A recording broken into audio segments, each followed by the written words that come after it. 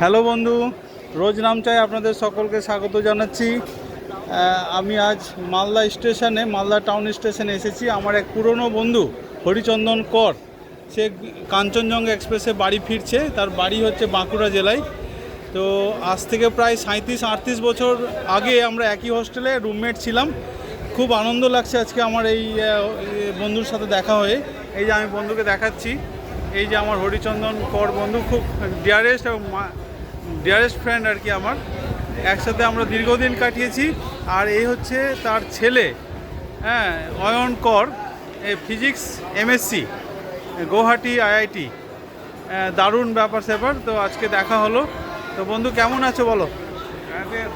অনেক দিন ধরে অপেক্ষা করছি কখন দেখা হবে না হবে, এই সুযোগটা পাইনি আর কি।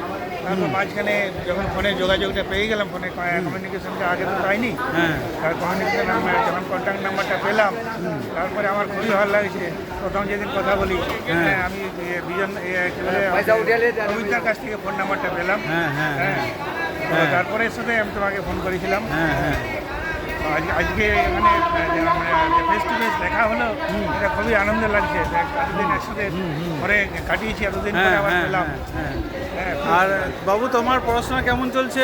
আমার ঠিকঠাকই চলছে এখন। তো আমি আমার তরফ থেকে তোমাদের দুজনকে, বাপ বেটা এবং তোমার মাকেও আমন্ত্রণ জানাচ্ছি মালদায় পরবর্তীকালে আসার জন্য। ঠিক আছে, অবশ্যই আসবে মালদাতে। আমের সময় এলে আরও ভালো, যে আম টাম খেতে পাবে। ঠিক আছে, তো থ্যাংক ইউ বন্ধু। ঠিক আছে, খুব ভালো লাগছে। তাহলে এই চ্যানেলটা যদি সাবস্ক্রাইব করলে টাইম টু টাইম মালদার যে স্থাপত্যগুলো আছে সেগুলো দেখতে পাবি তুই। ঠিক আছে, তো সাবস্ক্রাইব করবি, ভালো লাগবে। থ্যাংক ইউ, রাখছি।